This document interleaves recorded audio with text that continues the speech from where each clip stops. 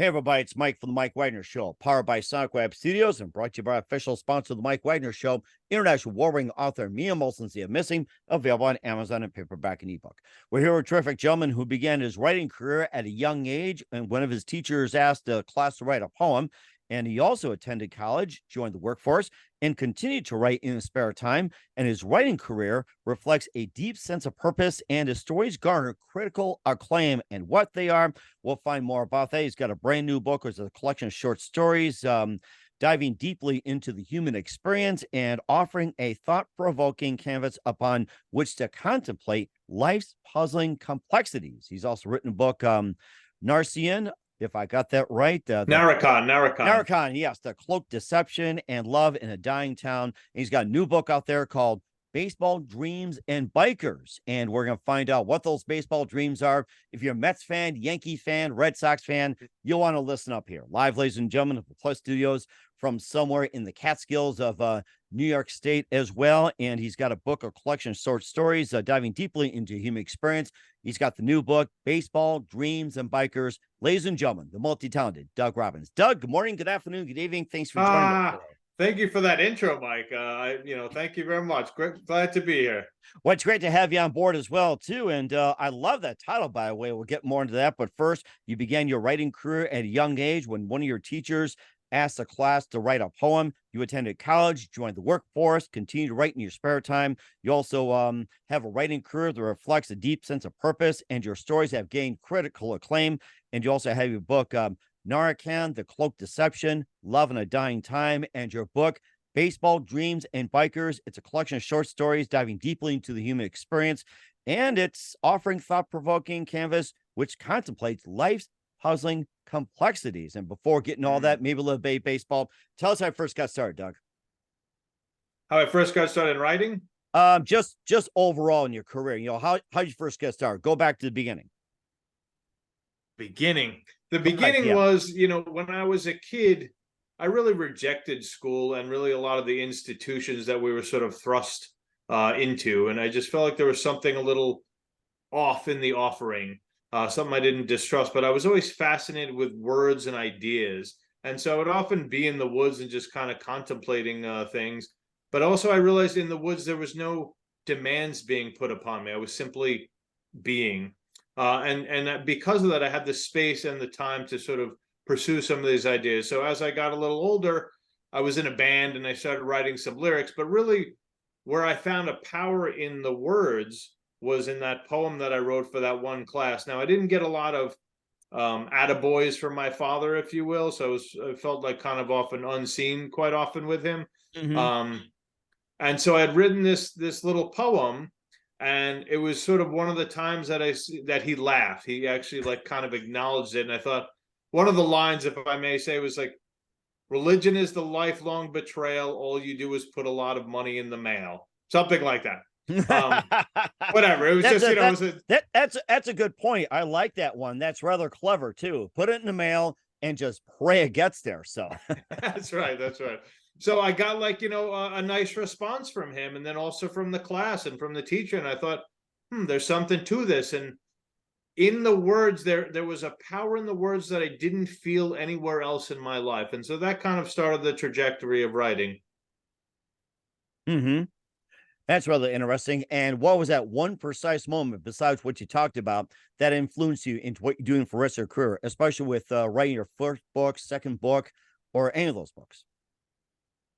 Mike, it was more necessity than anything, sort of that burning desire, that fire in the belly, if you will, that just kept calling to me, no matter what I was doing, kind of burying it, or jobs or partying or whatever. That longing was always there calling to me.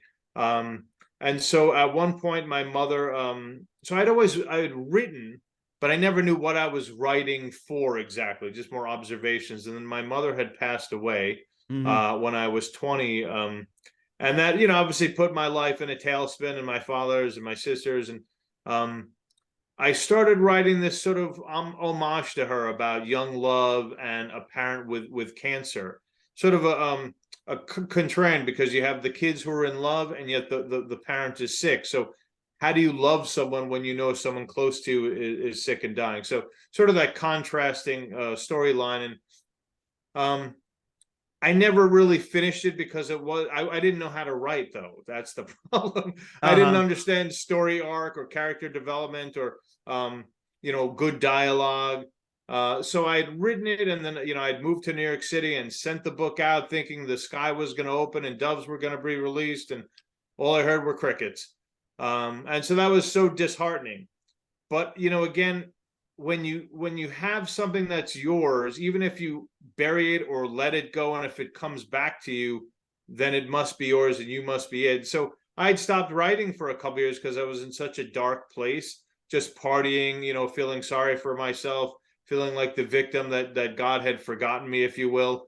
And then eventually writing started creeping back into my life. And so I finally finished a first novel called The Reluctant Human, which is really about regrets and getting off the path that you're supposed to be on. And truly, that's what a lot of stories are is so easy to get off the path of where we're trying to go because pain gets in the way or bad choices get in the way. And we find ourselves down the wrong road and going, how the heck did we get here? And how do we get back over there? Oh, exactly. I know exactly what you mean on that one too. And of course, you enjoy writing and everything else, and everything else like that. And by the way, we're not taking phone calls on the show. And of course, you did a little bit of writing, you did a little bit of reading yourself, and I know you've done writing off on, read off on, everything else. Who are some of your favorite authors and writers growing up? Herman Hesse was a big influence of mine because he sort of spoke in deep manners about general topics, could be war or relationship or whatever it might be, but there was always a deeper spiritual, emotional sense to it, that deeper humanity, that kind of that current that runs through the characters.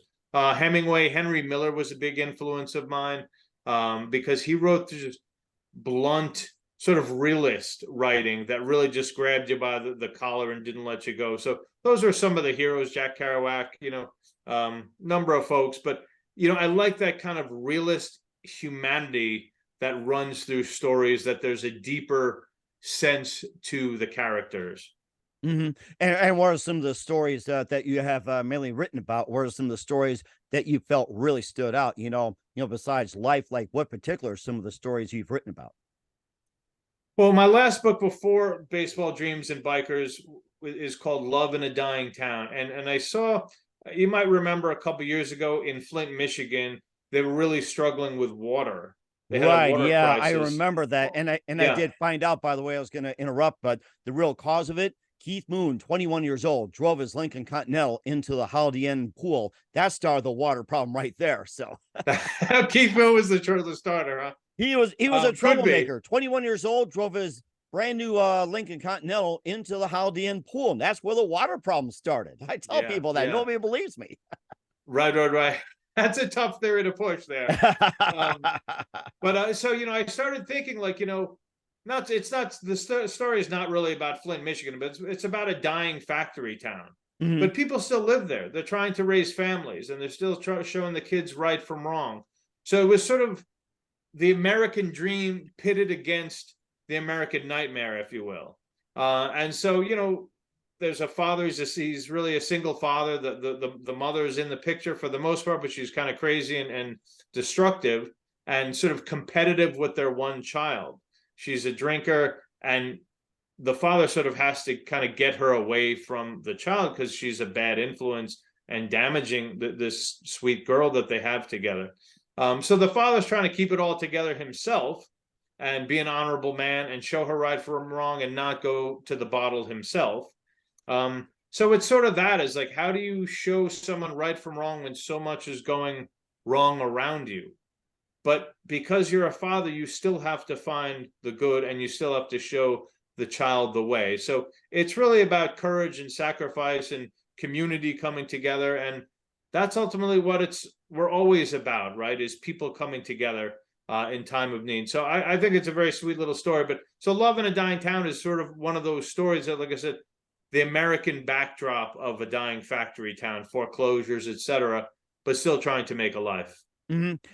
And also too that, besides Flint and everything else, what was it just about Flint, Michigan, or there are some other towns No, that it's not about Flint, Michigan at all. It's really a made up town. But, there are so many towns throughout the country, Allentown, Pennsylvania, Flint, Michigan, places in Indiana, all over the country where factories, have left and to go, other countries.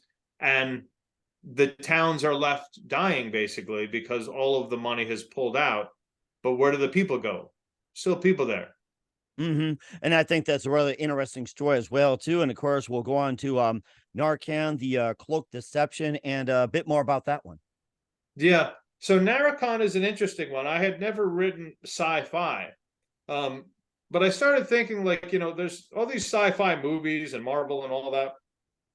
But what if there was a deeper science fiction? Science fiction slash fantasy, you can really expand the boundaries of reality, right? You can only do that so much in a regular story, but when you're in that genre, you can really expand it out. And so it's really about the dark and light within each of us. But yet in this, there are entities fighting over that. So there are otherworldly entities fighting over the good and bad. And not America, Earth is the base or the bottom of the sentient being's evolution. So that's kind of what it's about. It's really about the spiritual evolution of humans. And so the negative or the dark forces are trying to stop that. So that beacon you have within that's always trying to propel you forward, the dark forces are trying to crack that code, if you will, to submerge humanity into permanent darkness and thus stop the evolution of souls. And that's a rather interesting concept as well too, and we'll talk about your book, Baseball Dreams and Bikers with Doug Robbins. But first, listen to the Mike Wagner Show at the MikeWagnerShow.com, powered by Sonic Web Studios. Visit online at SonicWebStudios.com for all your needs. Looking at a professional website without breaking your budget? Sonic Web Studios is the answer. Sonic Web Studios offers fast, affordable custom web designs that blow the competition away. Call today, 1-800-303-3960. That's 1-800-303-3960. Or email to support@sonicwebstudios.com. Mention the Mike Wagner Show. Get 20% off your first project. Sonic Web Studios. Take your image to the next level. Also, time to give an official shout out to our official sponsor of the Mike Wagner Show, international warring author Mia Molson-Zia. If you love fast-paced mysteries, you'll love Missing by Mia Molson-Zia, available on Amazon in paperback and ebook. Missing is fast-paced and intriguing with an unforgettable twist. Takes place in 4 countries, 2 strangers, 1 target, where truth is illusion and those you love be the first go missing. It's available on Amazon in paperback and ebook. Missing by Mia Molson-Zia has garnered great reviews. And Eve 11 enjoys by Howard celebrities, including Joanna Cassie, Forbes Riley, and many others. So grab your copy today for Goes Missing by Mia Molson-Zia, available on Amazon. Also, check out the Mike Wagner Show at the MikeWagnerShow.com and over 40 podcast platforms. Heard in 100 countries, including Facebook, SoundCloud, Spreaker, Spotify, iHeartRadio, also Apple Music, Odyssey, Pandora, TuneIn, Podbean, and more. Make sure you subscribe on YouTube, Facebook, LinkedIn, Instagram, Twitter, TikTok, and more. Also on BitChute and Rumble. Make sure you take us with you on any mobile device. And for great gift ideas, go to Amazon.com. Check out the Mike Wagner Show podcast. T-shirts, pop sockets, throw pillows, tote bags, hoodies. Makes great gifts 24/7. Go to Amazon.com and check out the Mike Wagner Show. Great for the holidays, by the way. Birthdays, celebrations, and more. And for more great gift ideas, go to Amazon.com/Mia Molson-Zia for great books like Missing, Once, and Wrinkles, plus T-shirts, pop sockets, hoodies, phone cases, and more. Makes great gifts for your loved ones. Amazon.com/Mia Molson-Zia. Check it out today and support the Mike Wagner Show on Anchor FM, PayPal, and the MikeWagnerShow.com.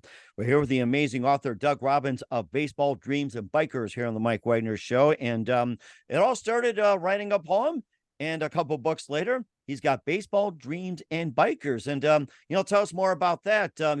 Especially Baseball Dreams and Bikers. But first, how'd you come up with the name, by the way? I worked at that name because it was really about.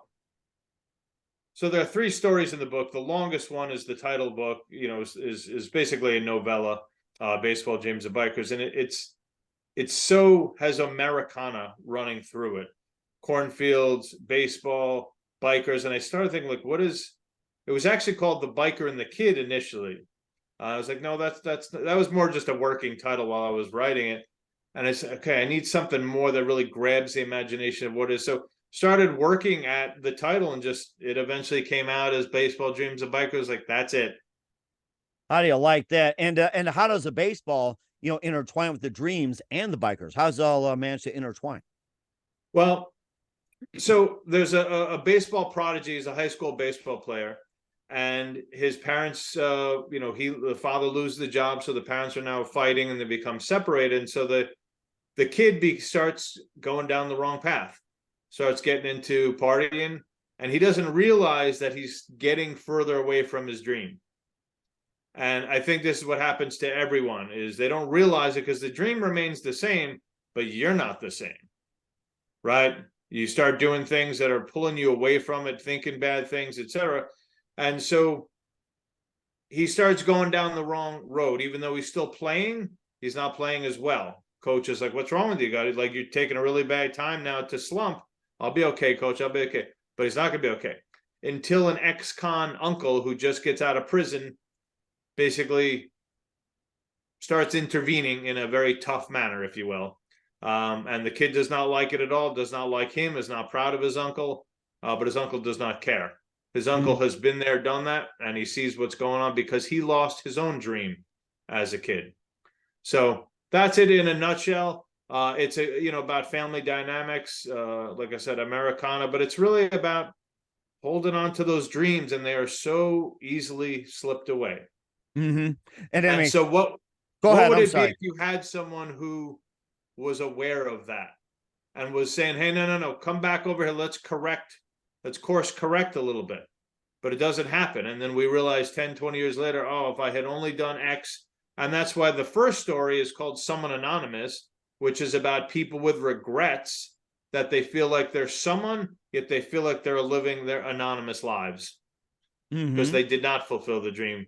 And it's also important that it helps you reflect, multifaceted, and of course,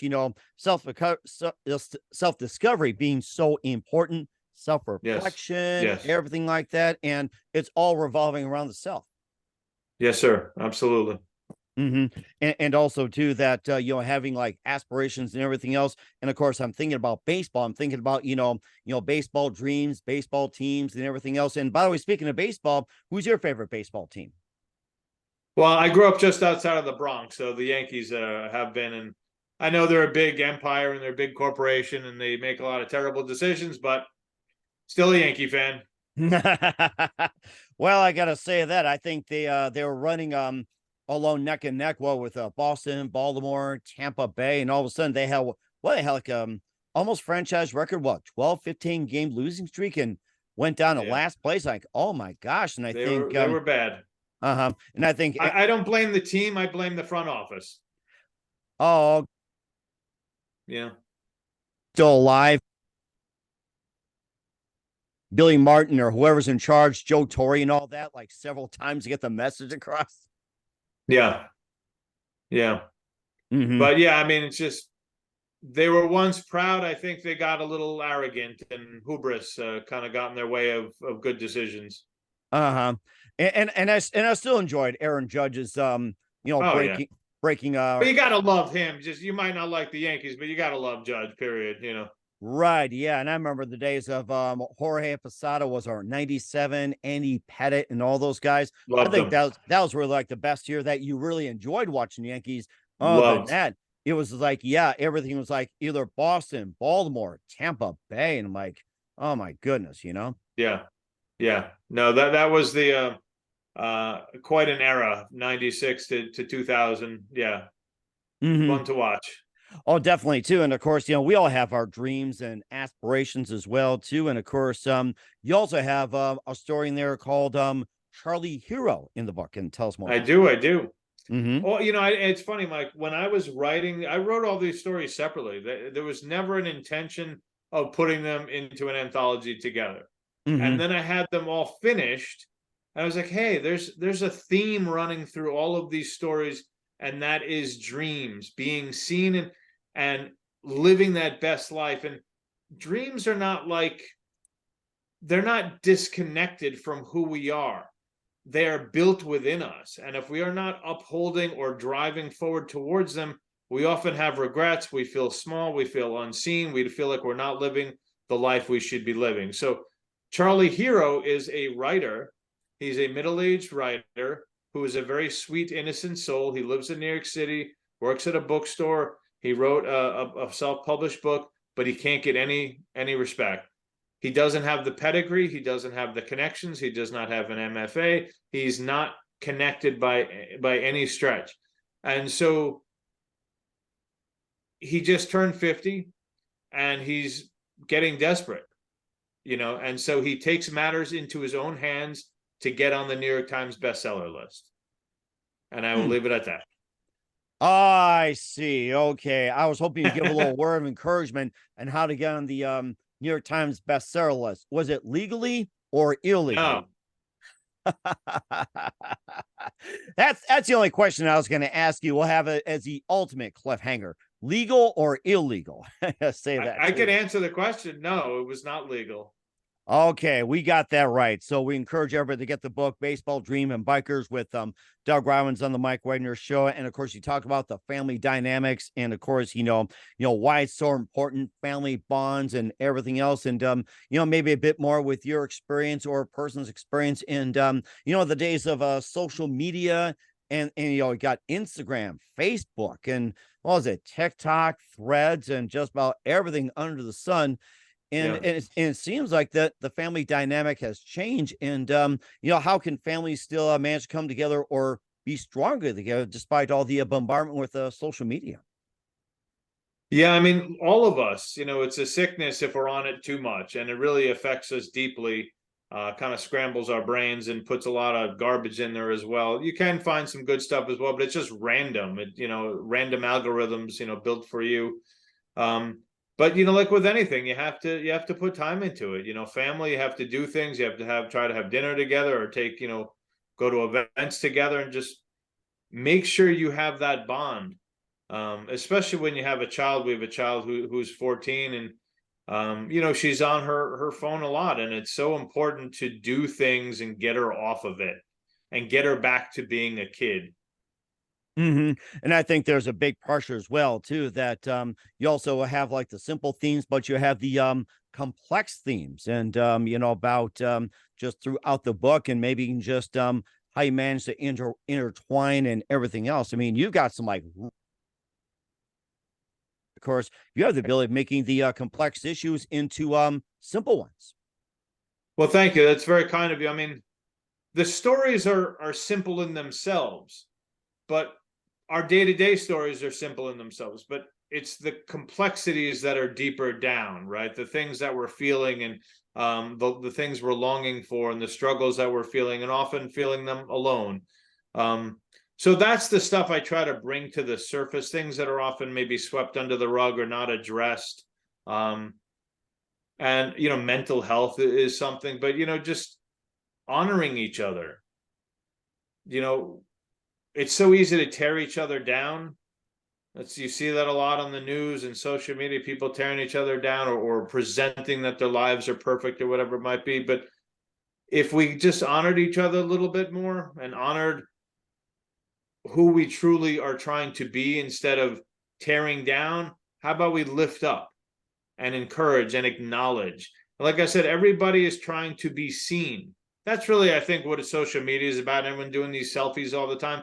It's not that really they want to put 1,000 selfies up. They want to be seen. And I don't mean in a vain, superficial manner.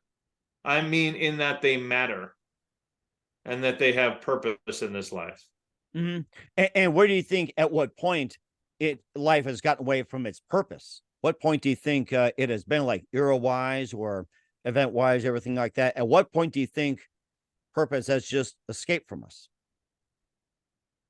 It's like anything, Mike. I mean, if you keep, like I was saying earlier about the dreams, if you keep stepping away from that in the wrong direction, it's going to seem like it's an impossible feat. But it's not. You just start stepping back into that direction. You start course correcting. It's not all at once because it doesn't happen. It doesn't unfold all at once. So maybe a little bit less on the social media, a little bit more on your health or eating better, or just maybe listening to a positive podcast or hearing, whatever, or reading something, or going for a walk in the woods. Slight changes make a big difference. And so it becomes this incremental change for good or for bad. And you look at our politics right now. I mean, the country looks like it's just ready to, implode upon Correct. itself. Yeah. And I see it all the time, and I just simply switch it off, do something else. Right. And you just get bombarded on all channels. Remember the Bruce Springsteen song back in 92, 57 channels and nothing on? Remember that song? There you go. There you go. Yeah, that's right. And I was thinking about the other day, I was going over with a friend of mine, and they said, remember Bruce Springsteen complained about 57 channels and nothing on? Now all of a sudden, we got about over 1 million channels on all the outlets, and there's still nothing going on. Well, Pink Floyd even said it before, that 13 channels of shit on my TV to choose from. I totally forgot about that. That was it Nobody Home from the there Wall? you go. Like, oh Good my memory. gosh. I can't. I'm glad you brought that up. It's like I totally forgot about that line. Now I got to implement that into my conversations. Yeah. I'm so glad you brought that up. Oh my gosh. Yeah. Whew. But the thing is, people think social media is this immediate gratification, right? Mm-hmm. But that's not how life works. And so it's fine when we're sad or we want to escape, but maybe there's something we need to address that we're trying to escape from, because that's not going to actually feed you or heal you or change your life by constantly escaping into whatever social media it is. So again, we need to kind of pull back and spend a little time with ourselves. Because you say, well, there's all shit or garbage to choose from. It's like, well, there's things on. If you just want to watch football, you want to watch a movie, great. But what are you doing with the rest of the day? It's very easy to escape, but the problem is you're not actually escaping anything. Mm-hmm. Momentarily, some discomfort maybe, but it doesn't help you, and time keeps ticking by. Mm-hmm. And of course, there's also a job. There's also, working out of the home, a hobby, and everything else. Yeah. And you talk about watching a football game. Maybe a Jets would be a good escape, or maybe not. Depends on who's quarterbacking. You know what the best escape is? Talking to a friend, laughing, being with someone you love. Mm-hmm. And also having a pet, and also reading a good book as well. Yes. Yes, right. I know a good book, Mike. What's that? I know of a great book for people to read. That's right. Baseball Dreams and Bikers. And before we get more into that, actually, I think we will contemplate on that. We'll return with author Doug Robbins of Baseball Dreams and Bikers. Just to a few more things. You listen to the Mike Wagner Show at the MikeWagnerShow.com, powered by Sonic Web Studios, and brought to you by our official sponsor of the Mike Wagner Show, international warring author Mia Molson Missing. We'll be back with author Doug Robbins of Baseball Dream and Bikers after this time. We're back with author Doug Robbins of Baseball Dreams and Bikers here on the Mike Wagner Show. And of course, if you think we'll be talking baseball, well, I think you'll have to go to MLB.com. You're talking dreams, you've got right here. And bikers, well, I guess that's a different story. And have you wanted to become a biker? I am a biker. Nice. I've been a biker ever since I was a kid. I had mini bikes and then Hondas, and I've been riding my whole life. So yeah, right now I have a Triumph, and just took a 10-day ride with my wife. She just started riding this year. We took a 10-day ride up to Vermont and New Hampshire and Maine, and pretty stunning. So yes. That is fascinating. We encourage everybody to do the same thing. And of course, taking in a good book like Baseball Dream and Bikers as well, too. And what are some of your favorite books you've read in the past, speaking of good literature? That I've read in the past? Correct, yeah. Or your favorite books, I should say. Yeah, so I mentioned Henry Miller before. Tropic of Cancer was really prophetic to me. It just, as far as writing, for me, it was the Bible of writing, because it was so raw, so in your face, but so well written. It wasn't the traditional, okay, you have to have this perfect beginning, middle, end, and this beautiful story arc, and the character needs to develop, and all these things. And there was some of that, but just the writing, the day-to-day observations and crafting of prose was so prophetic. I carried that book with me everywhere I went, and I probably read it 10 times. That is so amazing as well, too. And what can people get from a book, Baseball Dreams and Bikers? What can they get from it? I think a reflection of their own lives. You know, I'm getting so many nice comments from people, and just saying how it profoundly affected them. One woman was saying, so the first story is Someone Anonymous. It's sort of a group therapy idea, sort of like a play on Alcoholics Anonymous. But like I said, for people feeling that they're someone, but they feel anonymous. And so many people have said, like, this book, I've gone to therapy, I've done this, I've done that, and this book made me cry. Yeah, this story touched me in these places that I haven't been able to get to in the group therapies that I've gone to. So, you know, I think why the stories matter is because they're universal. Everybody has choices that they made that they are regretful about. Everybody has something relationship wise that they feel like maybe they let somebody down or let themselves down. But you know, the truth is the theme through the book are dreams, but there's always hope in dreams. Mm-hmm. So that's really what the story is, why many people see it's so compelling to so many people, I guess, is because it is about everyone. Okay. You know, I'm not writing about like spies in Norway. You know, like I'm writing about, again, day-to-day people who are going through what they're going through. There's one gentleman at the beginning of Someone Anonymous, the first story in the book, who feels like his life was a waste. He feels like he failed himself. But the moderator says, you know, really, is that true? Let's break that down. Well, you have two kids who are very successful. You had a great marriage. So maybe your life wasn't a waste. Maybe you're just looking at it wrong. Hmm. That Maybe is a your dream is still there. You just got to act on it. or hasn't come to you as of yet. You know, it just makes me think of a song by Dire Straits, When It Comes to You, and you know, it just makes me think of it right there. You know, some of the Dire Straits songs just kind of relate to that. When it comes to you, that's what makes me think of it. Well, you have to be a participant in your life, right? You have to be an active participant. You can't be passive. People are not going to show up at your door and say, "Hey, you're great. You know, let's help you make this come true." But if you take actions, there is an equal reaction, and that's why I think, like I said, the story Someone Anonymous is about 6 different people. There's one moderator, and one guy is bitter, one guy feels like a loser, one woman feels like her husband takes advantage of her. There's an artist in there. You know, people create these constructs of their lives and they get stuck in them. And we've all done it. I've certainly done it. And we feel like this is all there is, but this is just a creation of the mind. And once you start pulling at the strings of these things, these constructs start falling away, and you realize, oh, I'm still this same person with this same longing.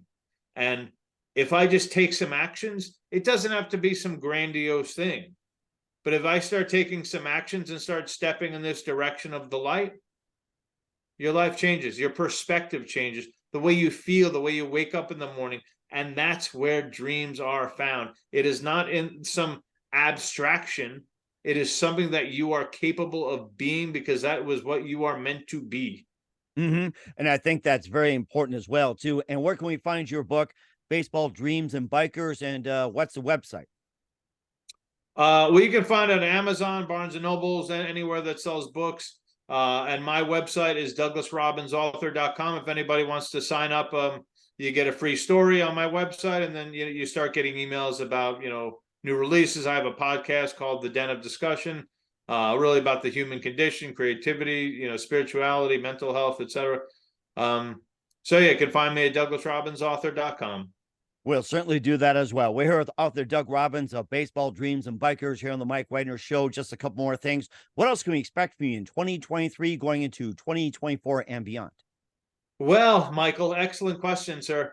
So I'm finishing up, or I'm halfway through Naracon 2, Rise of the Dark King, and then I'm trying to finish up a novella about Native Americans. Again, they deserve to be honored and to be acknowledged. And I feel like the country has done such a disservice to them in general for hundreds of years. And I feel like my voice is one to bring the oppressed into the light. So I feel like people that are not getting anything that's, like I said, swept under the rug or pushed aside, or something maybe that's a difficult conversation, those are important conversations to have. And certainly indeed as well, too. We're looking forward to having you on for that. And who do you consider biggest influence in your career? I'm going to say my wife. She is she's tough. She demands the most of me. I demand the most of her as well. So I think we really push each other to be our best, because do you want to be around someone who's always feeling sorry for himself? And that was me for several years. And she's like, you're better than this. And she was right. So I'm going to say my wife. And that's a really good answer as well, too. It's great to have support. And what's the best advice you can give to anybody at this point? You know, it's easy to feel alone in this world and in our lives. And that's the beauty of books sometimes, or music, is you connect and you don't feel so alone. So there are people like you out there. So please reach out. And, you know, like, there's so much love. We all want love. Well, you have beauty in you. You have love in you. Please don't push it aside. And that's exactly a really good point as well. We're here with author Doug Robbins of Baseball, Dreams, and Bikers here on the Mike Wagner Show. Doug, a very big thank you for your time. You've been absolutely fantastic. Learned a lot from you. Looking forward to having you again soon. Keep us up to date. Keep in touch. Love having you back. Again, what's your website? How do people contact you? Where can people purchase or check out your books? DouglasRobinsAuthor.com, or you could go to Amazon or Barnes & Noble's Baseball, Dreams, and Bikers, or check out Love in a Dying Town, or any of those books mentioned. But it's been such a pleasure being on the show, Mike. And it's great to have you on as well. Once again, Doug, a very big thank you for your time. You've been absolutely fantastic. Looking forward to having you again soon. Keep us up to date. Keep in touch. Love having you back. Wish you all best. And Doug, you definitely have a great future ahead of you. Thank you, sir. Appreciate it. Be well now.